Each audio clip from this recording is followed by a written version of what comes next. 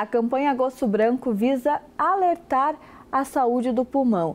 E Santa Catarina é o 6º estado do país em casos de câncer de pulmão. Para a gente entender melhor o que é a doença e como preveni-la, eu recebo o médico Alan Waldorf. Doutor, é um prazer receber você aqui no Ver Mais e já nos explique o que é esse câncer de pulmão. A gente estava vendo ali pessoas que pararam de fumar. Parar evita ter esse câncer de pulmão, ajuda também o pulmão a se restaurar, como estávamos falando aqui nos bastidores, tudo bem? Tudo bem, boa tarde, pessoal. Então, o câncer de pulmão realmente é um problema de saúde pública, né? A gente tem uma incidência maior a partir do tempo de tabagismo, a gente chama de carga tabágica, né? Então, quanto mais fuma, maior a chance, obviamente.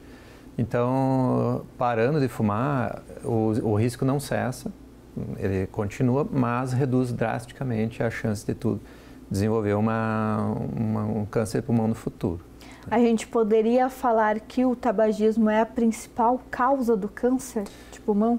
O câncer primário, ou seja, aquele que se origina dentro do pulmão, ele tem uma ligação muito forte com o tabagismo, né? Mais ou menos 85% dos casos de câncer de pulmão tem relação. A gente tem outras causas, mas são, né, causas relacionadas à exposição ambiental, tabagismo passivo, uma suscetibilidade genética, né? Então, o tabagismo realmente tem esse fator causal muito forte. Você comentou ali do tabagismo passivo, que são aquelas pessoas, para o pessoal de casa que não sabe, que estão ao redor do fumante, né? Numa casa o pai fuma, acaba que a esposa e os filhos acabam de alguma forma também pegando essa fumaça para dentro do pulmão. É um fator, embora não seja um fator tão grande quanto fumar realmente, né? Mas ele tem um papelzinho ali no câncer de pulmão e outras doenças respiratórias, principalmente asma, né, bronquite crônica.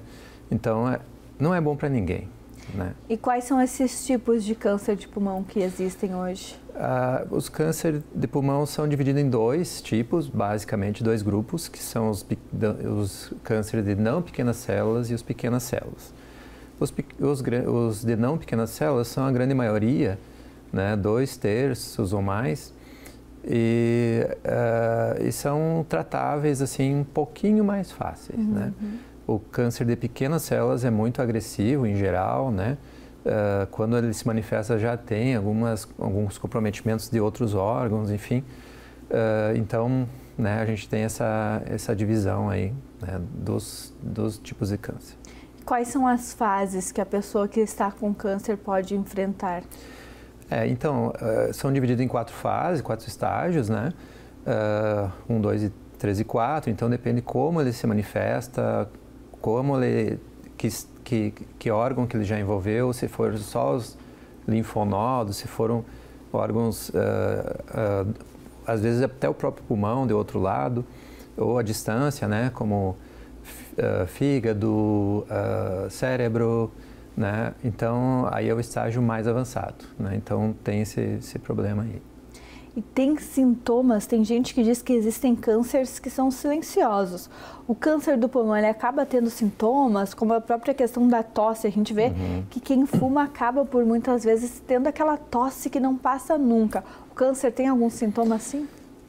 Tem. Os sintomas está mais relacionado ao local onde o câncer iniciou.